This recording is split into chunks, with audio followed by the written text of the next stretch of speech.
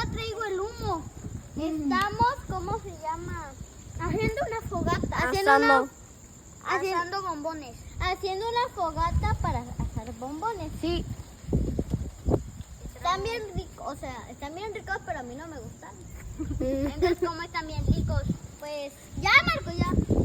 Solo no tiene lógica lo que dijo Vale. Sí, aquí tiene. Bueno, estamos aquí afuera de nuestra casa, de nuestro patio. Oye, si está quemado no se come. Papi, ¿pude hacer el de que se le quite lo de acá? Ajá. ¿Y las galletas Lodi? ¿Y las galletas Lodi? ¡Hala! Vale, mira.